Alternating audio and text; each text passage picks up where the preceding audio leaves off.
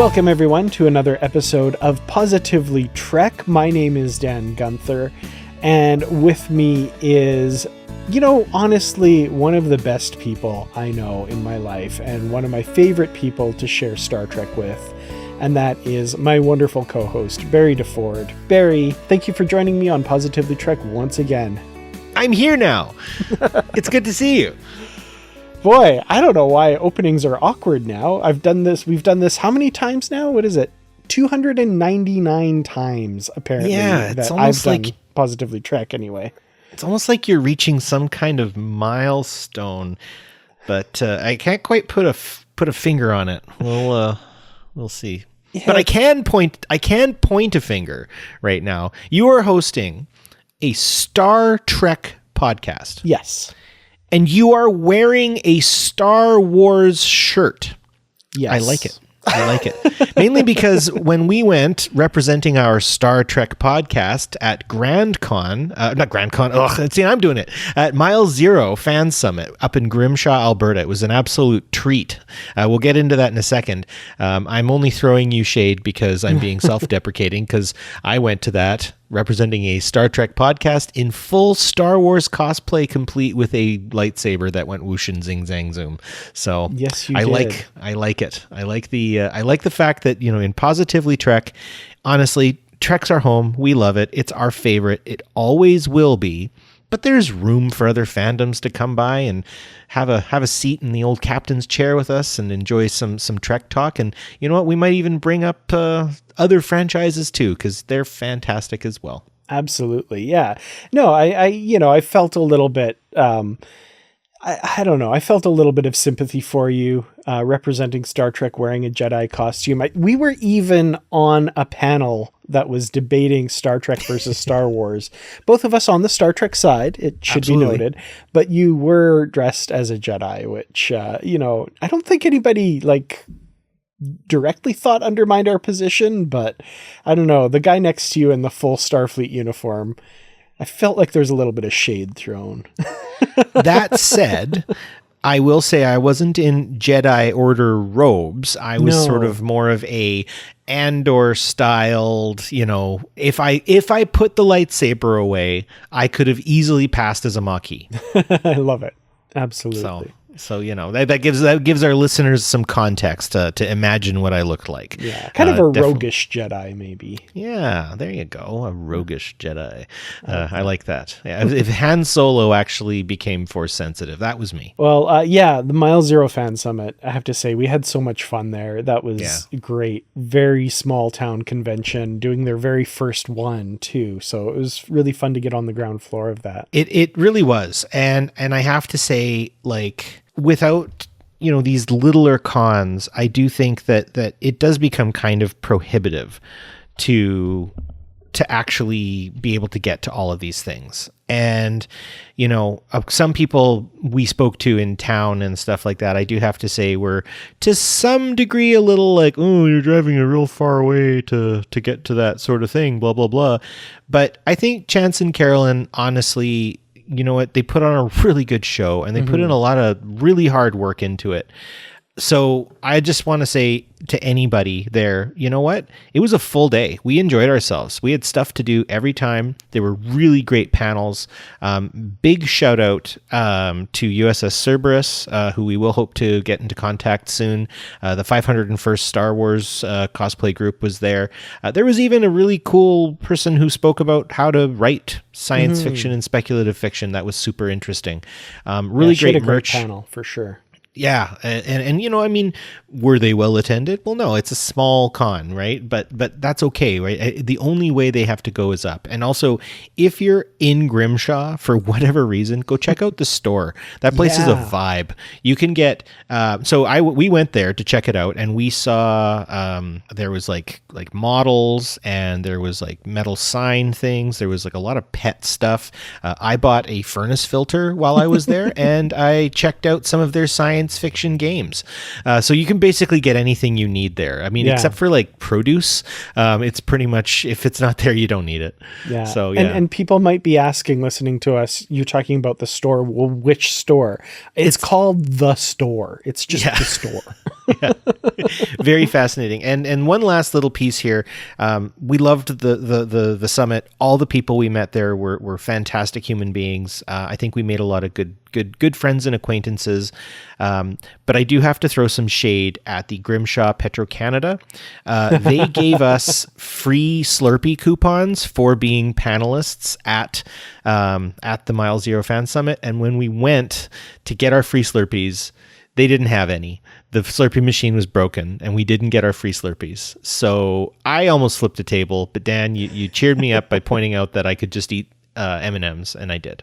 Well, here's my thinking. We did learn from the event organizers that there were enough people. It was well attended. It was a success enough that they are planning to do it again next year. Mm-hmm. And therefore, I think I'm willing to put my card on the table and say I'm planning on being there again next year. Yeah. Therefore, Petro-Canada, I am keeping that coupon. We're coming for our Slurpees. We're getting our Slurpees. Absolutely. 100% we are coming back for those Slurpees. You better believe it. Yeah. And you know what? I have a little challenge. You know, I know there's a lot of border issues and all the things in the world are happening, but if we could possibly find a contingent of Star Trek fans from as far away as they can possibly get, honestly, Grimshaw has everything you need. They've got a multiplex. I think they have a pool. I don't know. Maybe they don't have a pool. I'm sure they must. They got to have a pool. Please, Grimshaw, build a pool by next year if you don't, because then I'm not writing checks my butt can't cash. But it's a fun place. It's a beautiful drive. You're going through the Peace River Valley. You get to go across the Dunvegan Bridge, which is history in the making. You can even stop in Dunvegan and pick some berries if you want, if they're in season. There's a lot of reasons to go. I've flown to Vegas for a convention before. You know what? Vegas people, you can fly to Grimshaw. You can fly to Edmonton and then to Grand Prairie and then drive to Grimshaw. Okay, this isn't the same. But anyways, if you can make it to the Mile Zero Fan Summit, please make it a priority. It is worth it. It was so much fun. Absolutely. I'm in northern Alberta, where Grimshaw is as well, and Grand Prairie. Yeah, me too. And I have gone to Hunt Valley, Maryland for a convention before. And right? Larger than the one in Grimshaw for sure, but still has that kind of small convention feel. So if you've ever been to Shore Leave in Hunt Valley, imagine that, but like even smaller. It's it's a lot of fun. It was great. Let's flood them with Trekkies next year, and they'll be like, where did all these people come from? That would be wonderful. Like the Borg. Let's get there. Cool. Well, I have nothing but good things to say about it. And again, mad props to Chance and Carolyn. You guys rock. Keep it up. Please keep it up. You're doing the right thing. This is wonderful. Absolutely. 100%. Well, our topic for today is a different one than we usually do for the podcast. So you may remember we used to do kind of breaking news on the podcast, the week's Star Trek news and stuff. And we've kind of let that slide a little bit. I've kind of, offloaded that onto the YouTube channel that I do, Kurtrat's Productions, and I do kind of a weekly news roundup there. But there was some big news this week that we definitely have to comment on, and I think it's going to spark an interesting discussion. There's a lot of parts to it, a lot of things to discuss. And for those of you who have your ear to the ground and keep up to date on Star Trek news, maybe via my YouTube channel, Kurtrat's Productions, and my weekly Star Trek News Desk show, which is, normally weekly and sometimes not, but I try. We got the news that Strange New Worlds, which has not yet even aired its third season, we've only seen 2 seasons of it, it has now been renewed for a 5th season, which will also, unfortunately, be its final season. So we learned really early on, 5th and final season, which seems to be kind of the norm for these shows nowadays. We had Discovery and Lower Decks both end after 5 seasons.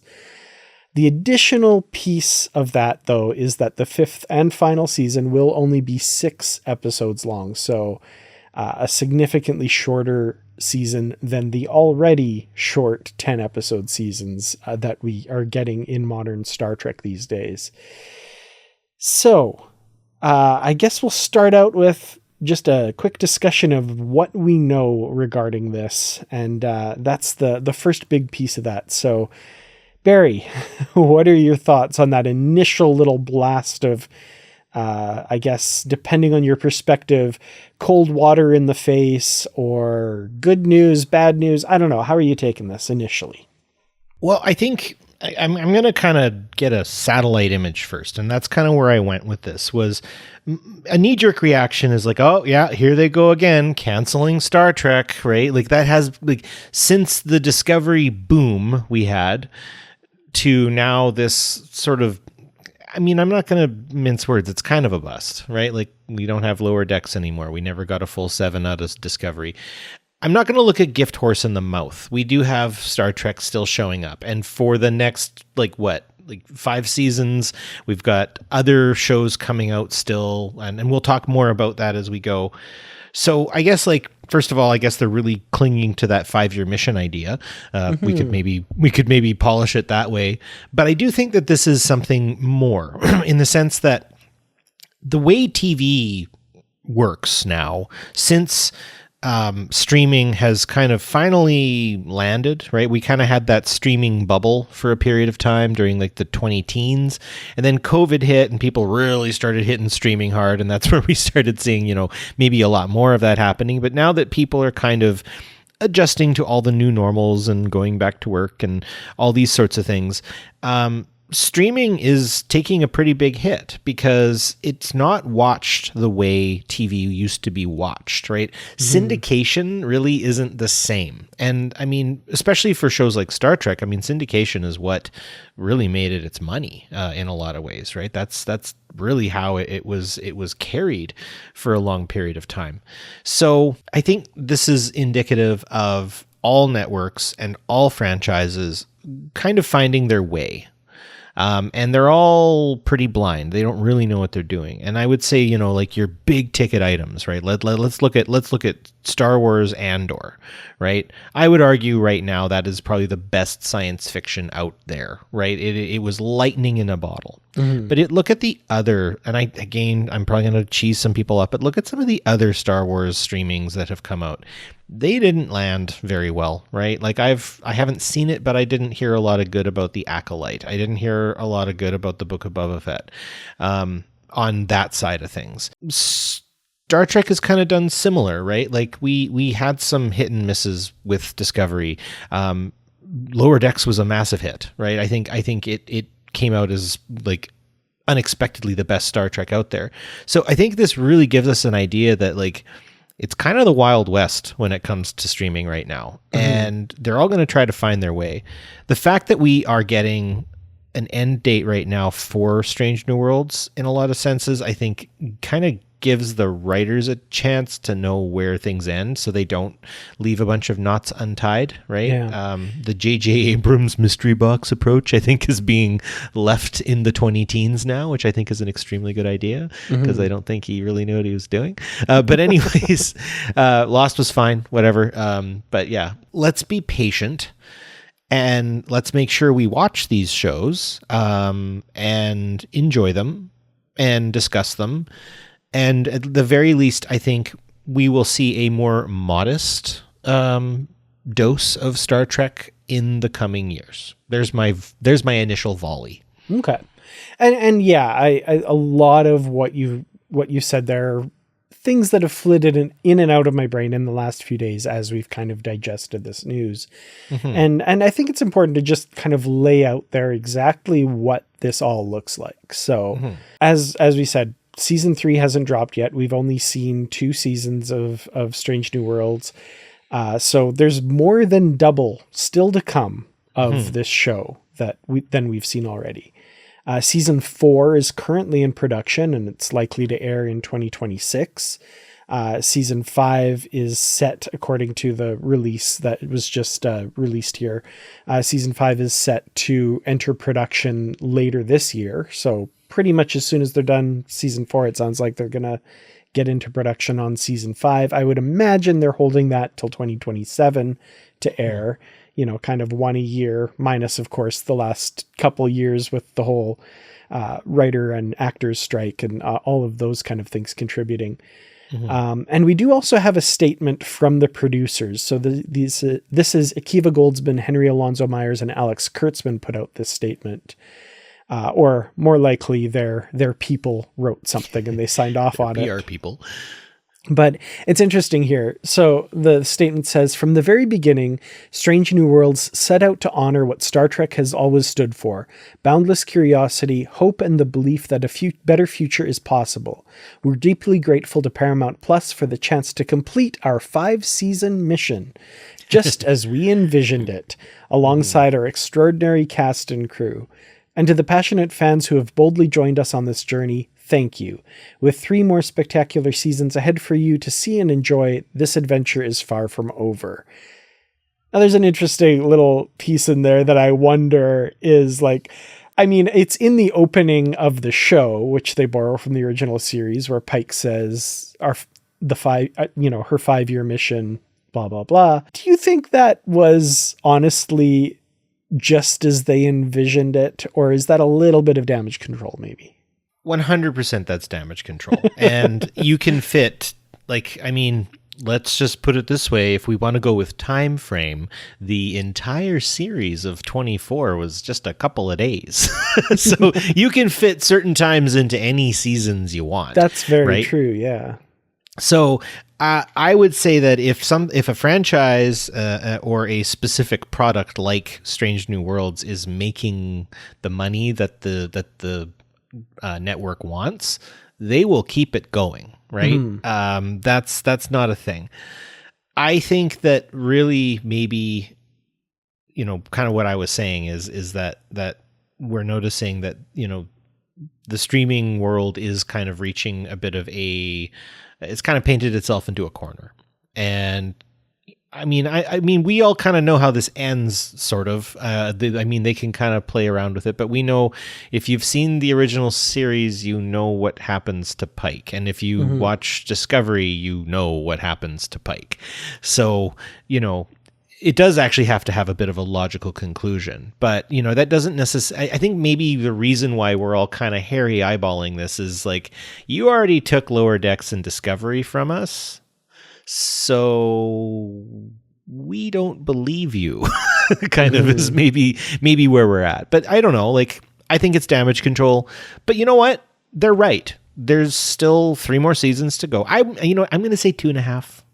Due to the number, but there's still a lot of this cast and this crew to continue to develop, to continue to grow. There's time for the writers, and they do have an endpoint. And sometimes that kind of necessity breeds a lot more creation, right? You can sometimes do a lot with less, right? Less is more in those kinds of senses. So maybe this will make them write a little more efficiently and not be as kind of, and I do find that, kind of New Trek is a little manic in its writing when they start to try to tie everything up. I mean, Star Trek has always sort of had that where they come up with this big existential high concept problem that they have to solve really fast in the last 15 minutes or 10 minutes of the show. Sometimes in Voyager, it's just a captain's log that wraps it all up. Yeah. Yeah. Sorry. Throwing shade on Voyager again. I know I need to. They're not the only ones that did that, to be fair. No, definitely not. And throwing shade at Star Wars, somehow Palpatine survived. So, it happens in writing. But I do think that maybe we can... This can streamline and just kind of condense it. But yeah, there's a lot of damage control in that very flourishing missive from our writing friends, and all the love to Mr. Goldsman, Mr. Myers, and Mr. Kurtzman. Do us proud, but I'm looking. There's other venues of Star Trek coming that I'm looking forward to more, but I'll let that come later in the conversation. Okay. Yeah, because I think this will lead to a big conversation about the future of Star Trek, which I'm excited to talk about. But me too. With regards to this specifically for this 5th season of Strange New Worlds, I kind of put in the notes here. There are some pros and some cons to what we've gotten here announced. So as we've alluded to, as we've said, knowing the end is coming allows the creators to craft a proper ending, as you were saying. One of the big regrets for Star Trek Discovery, of course, was that they were in the midst of making season 5, and I think had like pretty much wrapped on season 5 when they found out that would be their final season, and that's it, no more. And they kind of had to go hat in hand and beg Paramount to give them some funds to shoot a little extra, right? To make that season finale a series finale. And, the jury's out as to whether our listeners, whether you think that was a hit or a miss on was that a proper good series finale. I don't know. I enjoyed it. I enjoyed aspects of it. There were definitely things that I can see, though, that like the seams were showing a little bit that like this wasn't rushed. How they wanted to go, right? Yeah. Which is, it's hard to see, Hot take, better than Enterprise. Oh, I don't think that's a hot take at all. I think that better than Enterprise's end. That is a given. That is a given. Actually, as far as series finale goes, I think Discovery sits firmly in the middle of Star Trek series finales, to be honest. It was heartfelt. Yeah, absolutely. From a very heartfelt show, right? Yeah. Very fitting. But they didn't know it was coming, right? They kind of had to scramble to make that what it was. Strange New Worlds will have the luxury of not having to do that. They will be able to craft their ending knowing that it's an ending and knowing where they want to go with it and how they want all the pieces to fall.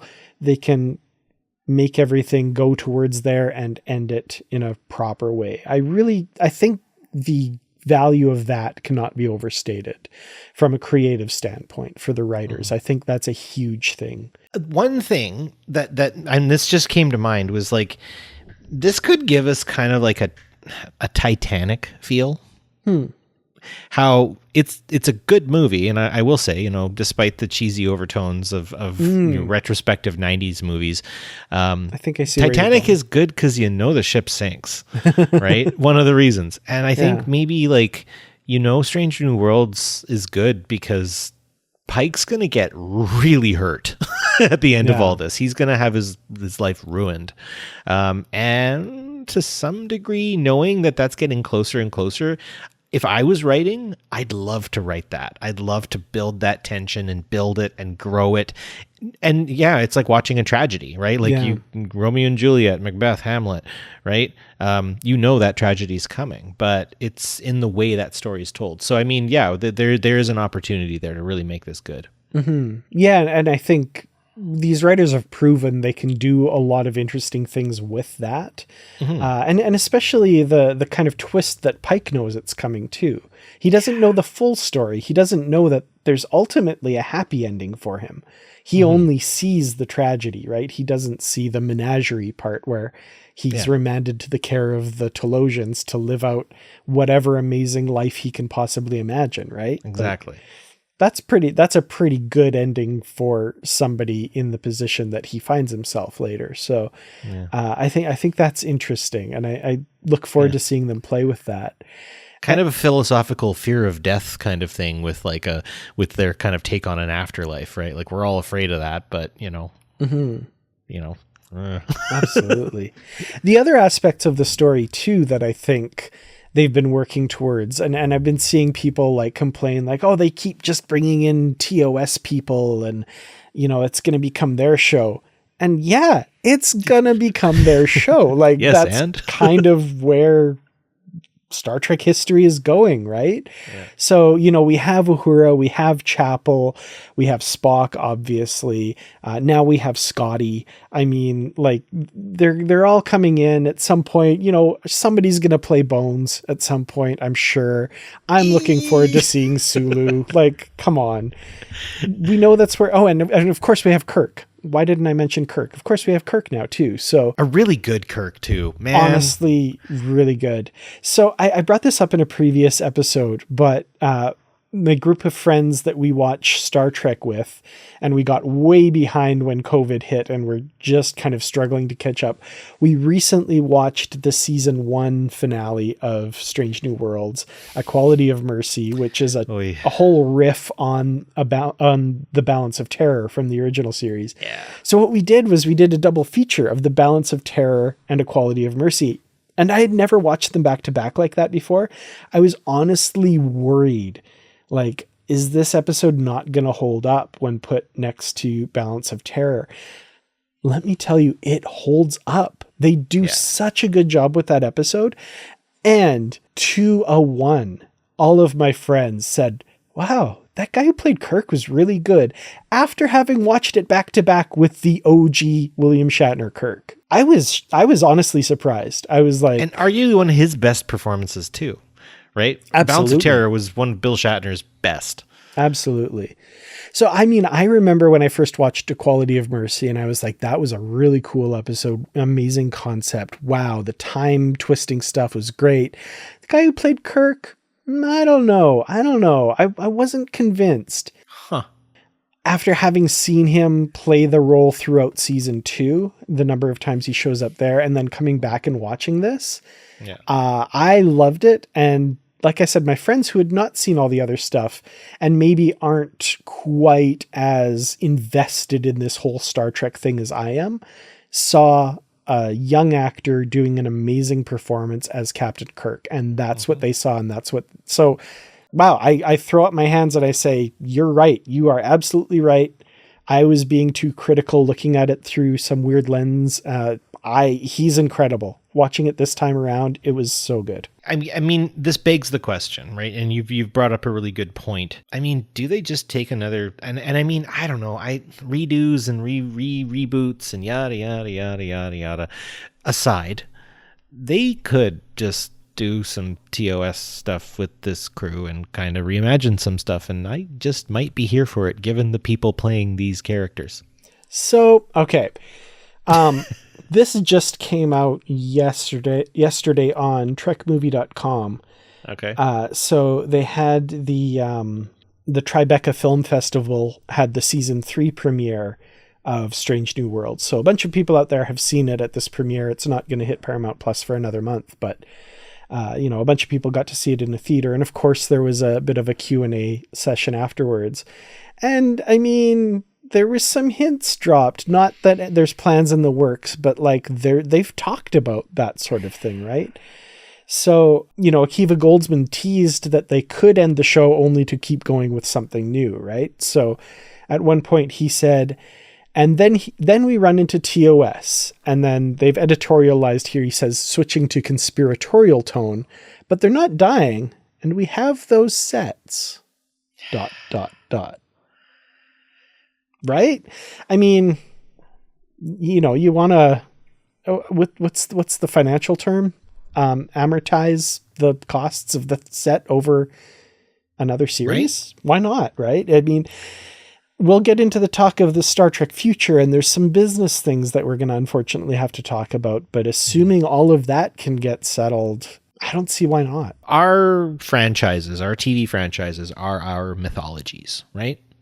And if Rome can turn Zeus into Jupiter, they can kind of recycle gods and remake stories and continue and change some stories and stuff like that. Like, it's time to blow canon up and have some fun and do some reimagining and some new storytelling through characters we know and love. We can do that. We can. And we honestly maybe should, because adhering to canon and trying to fill all these spaces and weave these intricate things is well and good.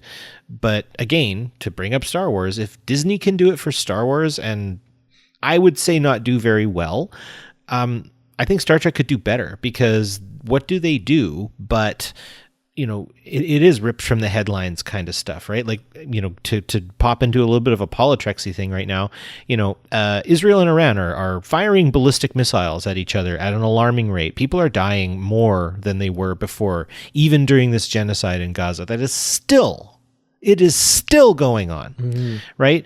Those sorts of things could really help people approach some of this stuff through Star Trek. Like what would an actual Starfleet officer do if they saw what was happening in that place, right?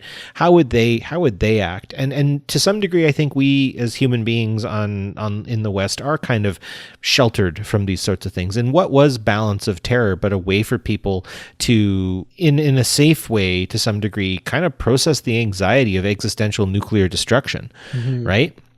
So let's keep doing that. We need to find ways to tell stories to get people interested and to get people thinking and to get people interested in the world that we live in. And we can do that through science fiction, right? Science fiction isn't a projection into the future. It's a reflection of who we are. So let's use that. Let's do that. Let's start retelling stories. I don't mind. And I hope no one else does, because if they do, like, I don't know, I guess you got your old DVDs, go watch them. Fine, cool. Like, I mean, we've talked about old TS shows and how great they are and how wonderful we love them and how there are some that are actual cosmic stinkers. And we watched both in the same night at certain points. Yeah. So, like, I don't know, let's all just lighten up and try this out. And honestly, and I will say, let's get some new writers in too. Right. Let's move on and start finding some new people to tell these stories. And again, I am hinting at some ideas that are possibly coming. Anyways. Absolutely. And I mean, yeah, we will talk about, the old Star Trek episodes for decades to come still. And we'll talk about these new episodes for decades to come until they're not new episodes anymore. And we'll hopefully also be talking about whatever new stuff is coming after that, right? Like it's all Star Trek. It's all part of this universe. And it's so much fun to talk about. And how old is STO, right? How old is Star Trek Online at this point? And the stories that have come from that, that there are a lot of Star Trek fans who know nothing about that. And there's some really good stories with some really high-end actors in it. Yeah. Yeah, there was just an announcement of a new Star Trek comic spinoff that came out today that involves a resurrected James T. Kirk leading a ship during the burn. Sure.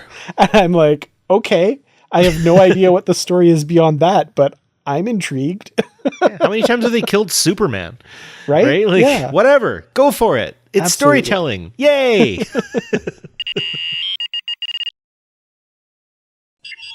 Positively Trek comes to you each week thanks to the efforts of our amazing Patreon members. If you'd like to help support the show, simply visit patreon.com/positivelytrek. Join at any level to get early access to ad-free episodes and exclusive content. For higher tiers, we offer shoutouts, associate producer credits, and more. We appreciate each and every one of our listeners. Thank you so much for listening to this week's episode. Live long and prosper. Well, that is going to bring us to, so we talked at length about the pros of this announcement. Let's talk a little bit about the cons and the kind of obvious ones. The final season is only 6 episodes long. Boo. The seasons were already too short to begin with for those of us old fuddy-duddies who are used to 26 episode seasons. Boo. That said, there's been some speculation. The final season of Game of Thrones, for example, was also only 6 episodes long. I made a joke in my most recent video that is where I hope the comparisons to the final season of Game of Thrones end, because it was not a good season at all. That said, one thing they did in Game of Thrones for that final season was they had longer, almost feature-length episodes for at least half of those in the final season. Could Strange New Worlds do something similar? Could they have kind of a longer runtime to get more in on those episodes? Could we have more of kind of a theatrical type experience with an episode of Strange New Worlds? Maybe, maybe not. It's not outside the realm of possibility. So maybe there's a bit of silver lining on that dark cloud. Yeah. And again, to use Andor, which I will admit, Dan, I'm sorry, I still haven't watched the whole thing. Because, okay, hear me out. I watched Andor, and you know what it's got me into? I'm rewatching the Dominion arc Deep Space Nine, because there's some feels there. There's some connective tissue there, and I will go to where I'm most comfortable in times of anxiety. So I am just spooning all the Deep Space Nine pablum right now for myself. So I will finish Andor, but what I understand, because I have watched the first 3 episodes, that basically that's what they're doing. Is it was 3, 3, and 3, right? And those 3 work as like 1, 2, and 3 features, basically, right?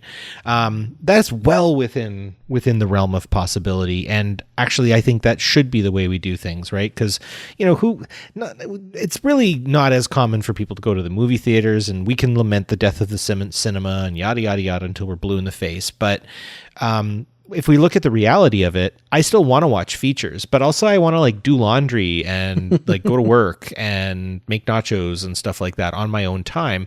So it is kind of nice that like all I'm doing right now is avoiding spoilers to the shows that I still have to watch and picking away at them in my own time at my own pace, which is really great.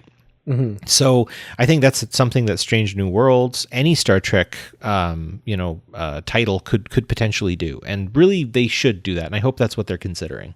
Yeah, absolutely. As a side note, you bringing up the Dominion War arc, I watched a recent video on YouTube, thanks to a friend of mine. He said, I need to watch this, by Rowan J. Coleman. The video is called Avery Brooks as Benjamin Sisko, an acting masterclass.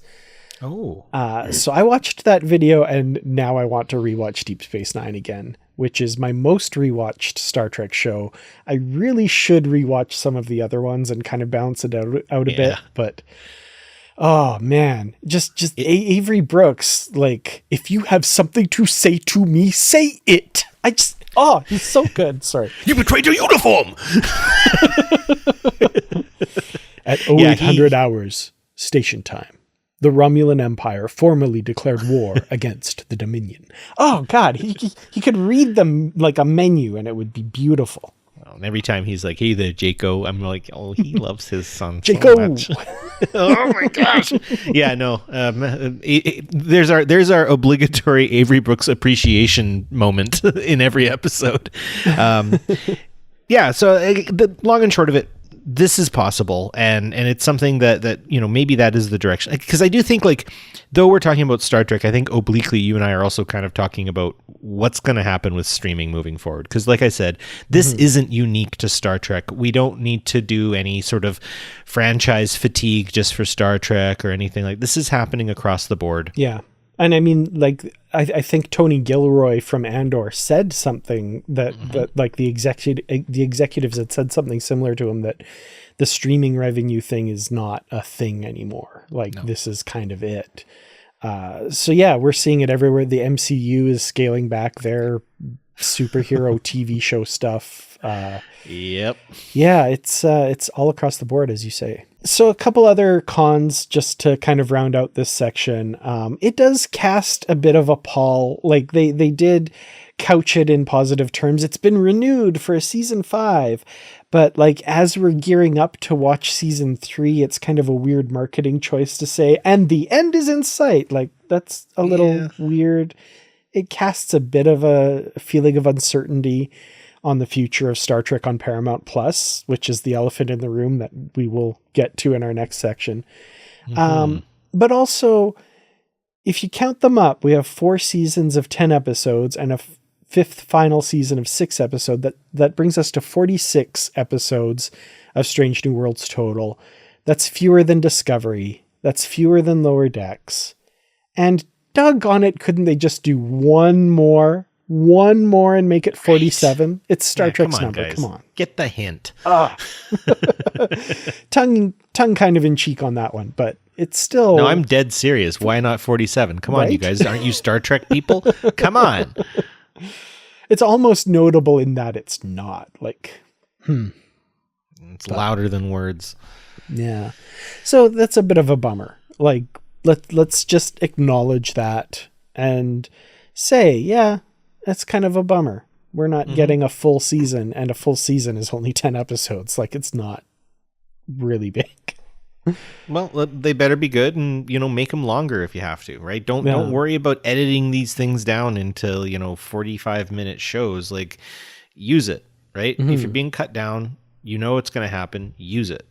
Yeah, absolutely. And like, use it, throw as much in there as you can, throw in alternate takes, give us gag reels, put an after credits scene. Let's just stay with these characters as long as we can, because I'm going to miss them, darn it.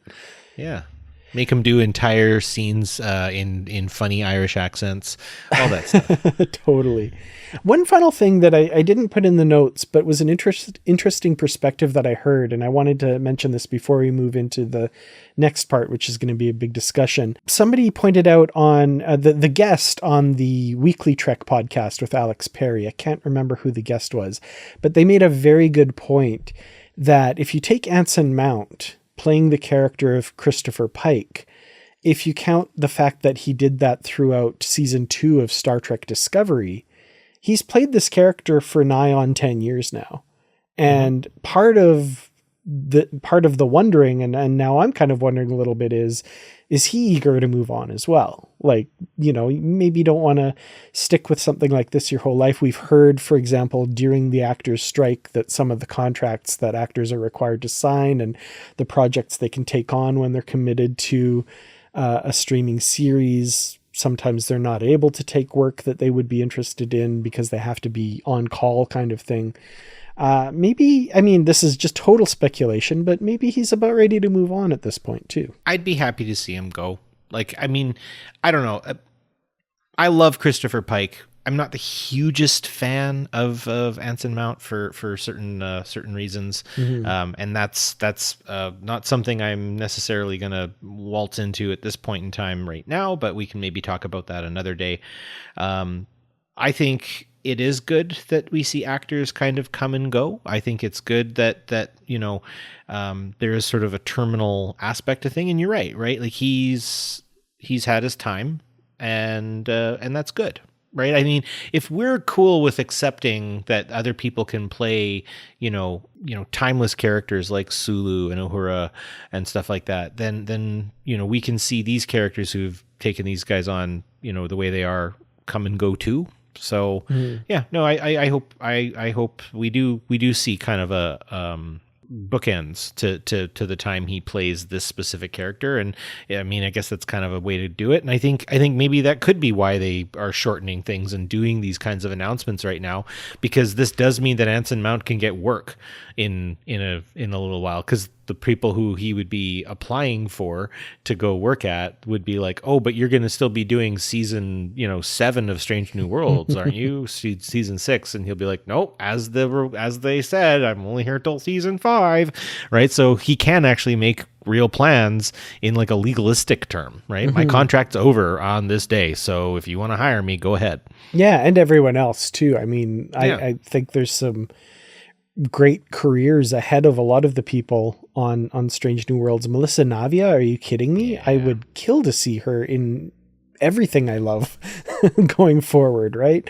There's some amazing performers on Strange New Worlds that I think, I look forward to where their careers are going, especially the younger folks on the cast. Absolutely. Kind of like I think everyone knows here, like I also follow sports hockey. I still follow players who played for my favorite hockey team.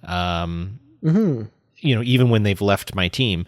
When I think about when we were being told we were getting Sonequa Martin Green, I was just like, oh man, here comes a heavy hitter, right? Here comes a serious goal scorer. Okay, cool, right? Like, they people will come and go, and I think that's the thing is Star Trek is a great place to cultivate talent. Well, here's kind of the big discussion. I guess it's going to get a little heavier, I think, and this is, what does the future of Star Trek look like? So, what does this announcement mean?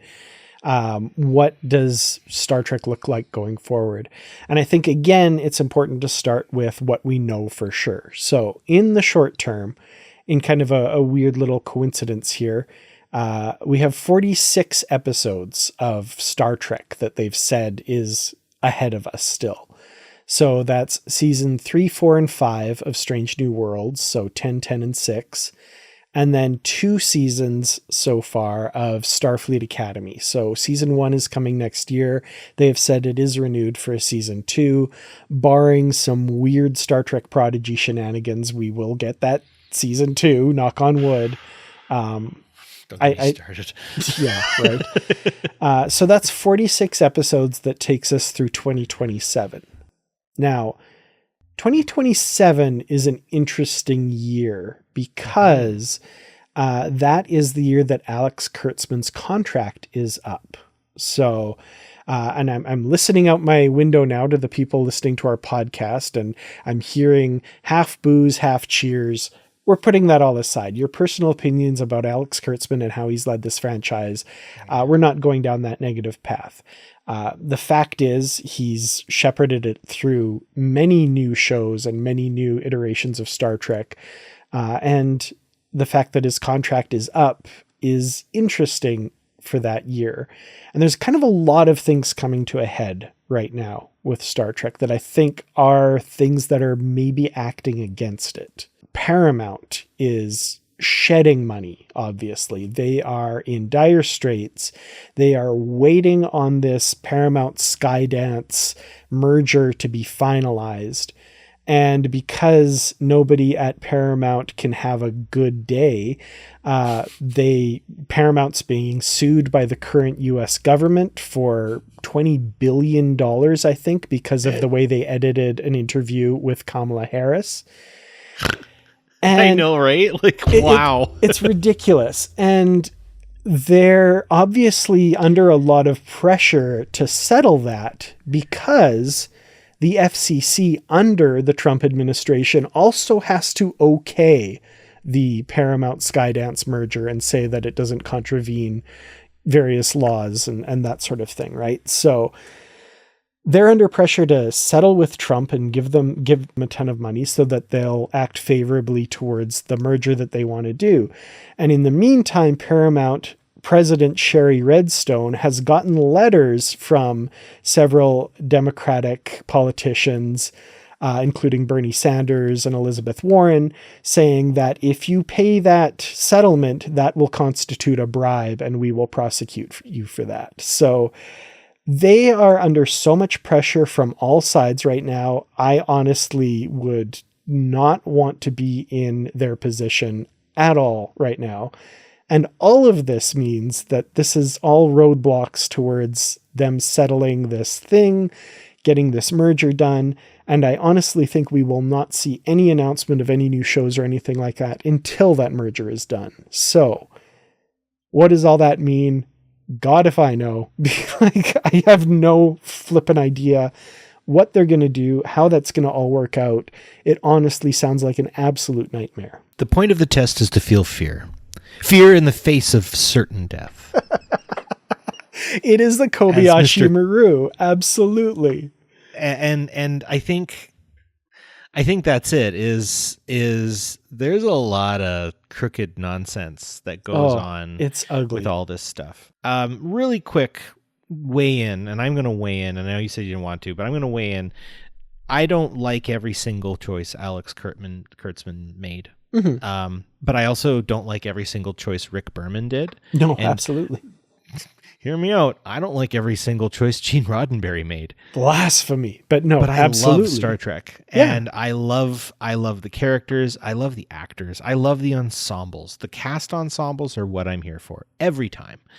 So, I would like to see Mr. Kurtzman be done his contract and move on and someone new take on that mantle. Absolutely. Right. But I don't say that with malice or hatred or anything other than perhaps the odd bristling frustration with some of the minor choices he's made. But you know what? Whatever. It's fine. Right. I'm not a producer. I can't speak to that sort of stuff.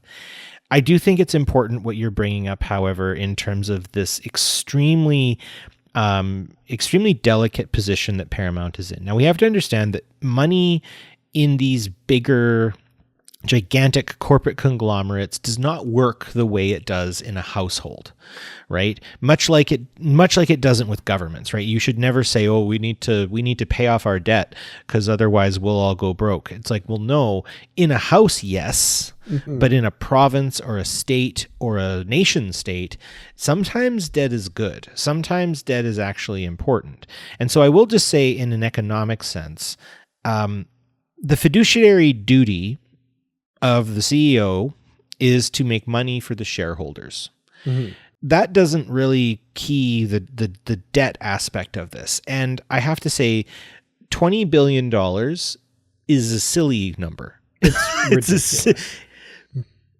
And I think really what this is very similar to like slap litigation, where they're really just trying to give Paramount a big old slap on the wrist for doing something bad about a person who, I'll be frank, if she didn't actually stand up and say something about the people of Palestine, she would have gotten voted in 100%.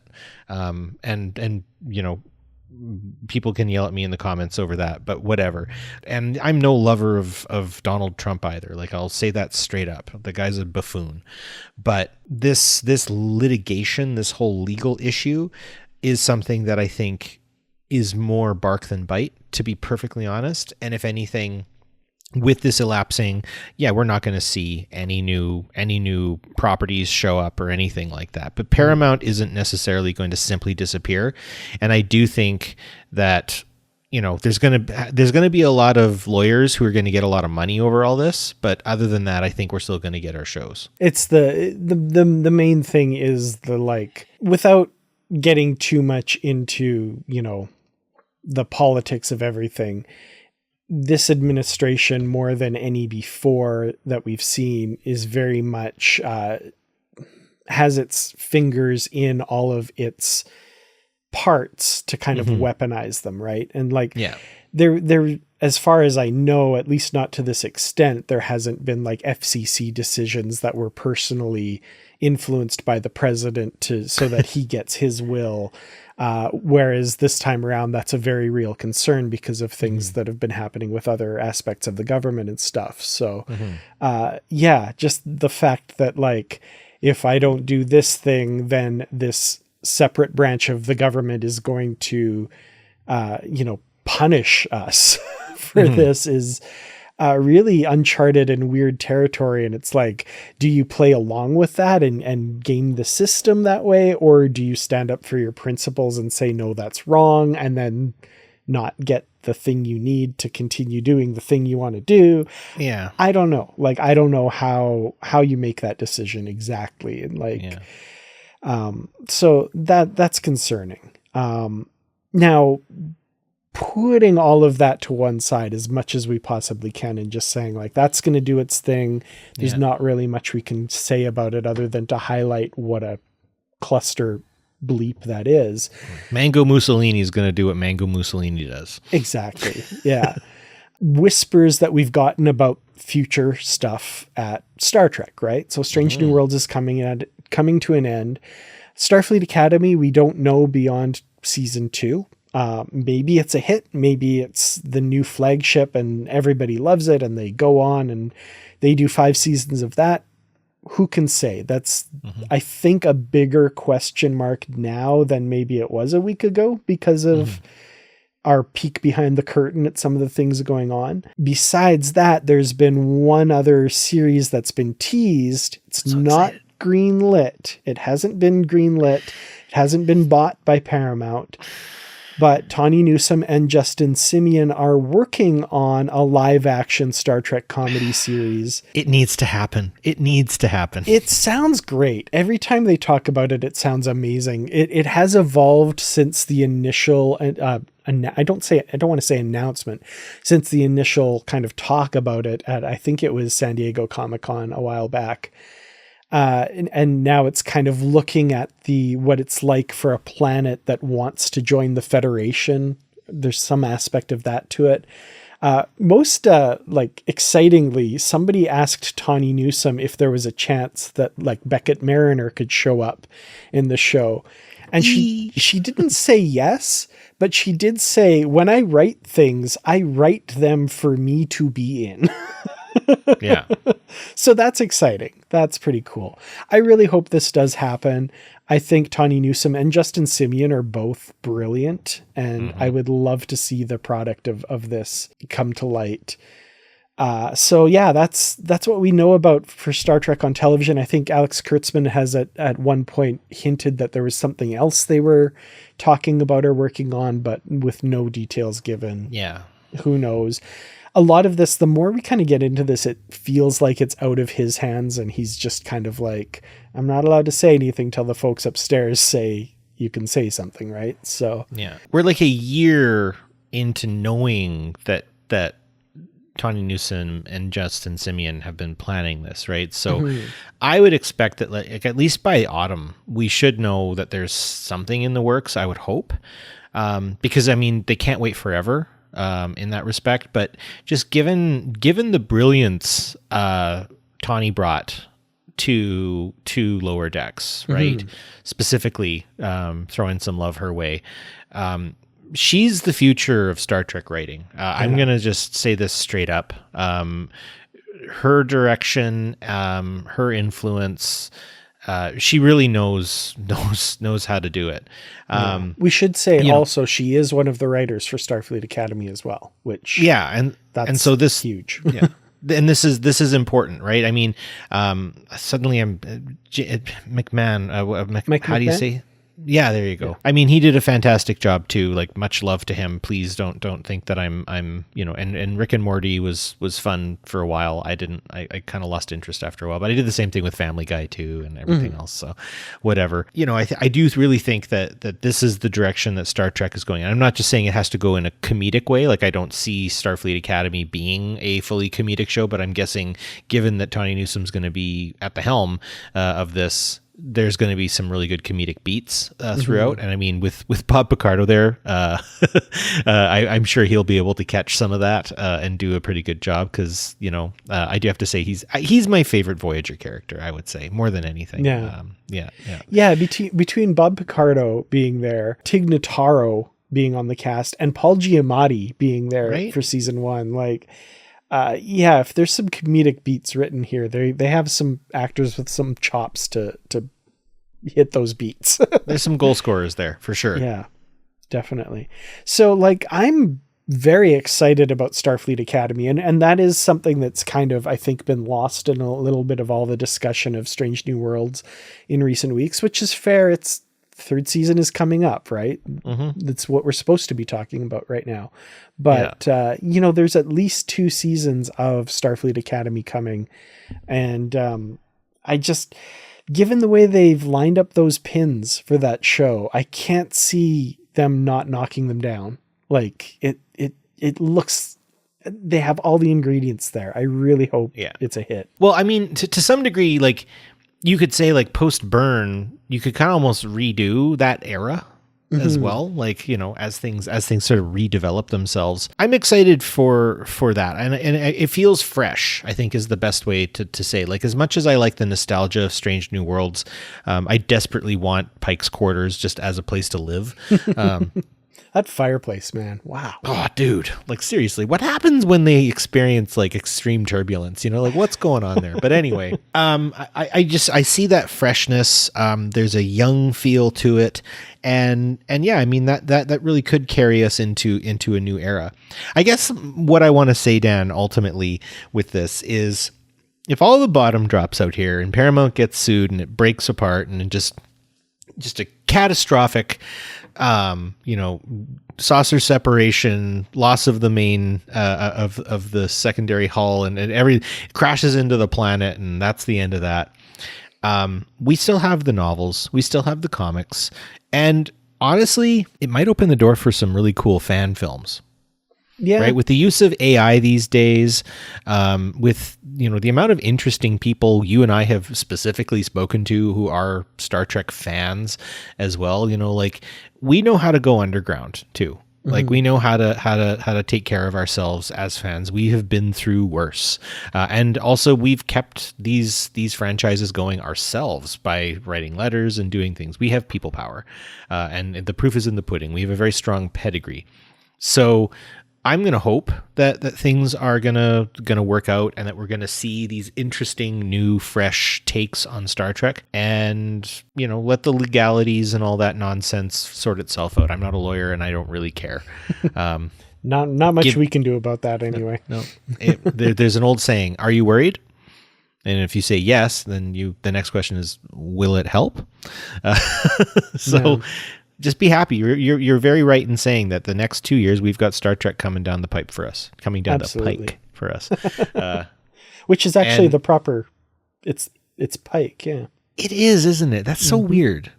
What do they mean by coming down the pike? I looked it up once and I can't remember, but it's like ignominious. I don't get that one either. But, yeah. Anyway. Well, I'm gonna share my final thoughts on this as well, which is, like you say, we've got a couple more years of Star Trek for sure that we know of. That's, as much as it can be set in stone at this point. If, like you say, the bottom drops out and it crashes and burns and there's no more Star Trek after that for some period of time, we've been through that before, right? We've used those lifelines of the books and the comics and our community to talk about Star Trek. There was no shortage of Star Trek discussion during the fallow period, right? Mm-hmm. And also that fallow period, it was pointed out to me the other day, how long was that between the end of Enterprise and Star Trek 09? That was 4 years. That was not very long. Star Trek is something that will come back. It doesn't matter what happens to kind of put it underground. It's a part of the culture that will come back in some form. And I am very excited about what remains in this iteration of Star Trek. And if it continues, that's awesome. That's amazing. Great. I'm also excited for the next iteration of Star Trek as well. And because I know that it will be as groundbreaking and as interesting and as fun as this one has been. So at a minimum, right? So bring it on. If they do need to take a few years off because of whatever legalities and whatever crap that, join the club. There's a lot of things in this world that have had to take a few years off because of crap going on. So if Star Trek is one of those casualties of that, that's sad, that sucks, but we'll get through it. And I'm excited for what comes next, right? So me too. Yeah. My mom said recently, I'm not going to go too much into it, but we're dealing with some family crisis right now. And my mom said, sometimes I wish I had a crystal ball and most of the time I'm glad I don't. Yeah. It's kind of that same, be careful what you wish for, right? It's along the same lines of wanting to know what people are thinking all the time. It's like, do you? I don't know that you do. As an analog, I mean, this is kind of like we're all Pike. Yeah. Right? Oh. Right. We're looking at this sort of existential threat ahead of us, but we have to also understand that like sometimes you got to go through those existential experiences to get to the reward on the other side of it. Yeah. Right. So you know what? You said bring it on. My favorite Disney movie, Emperor's New Groove, right? Great. When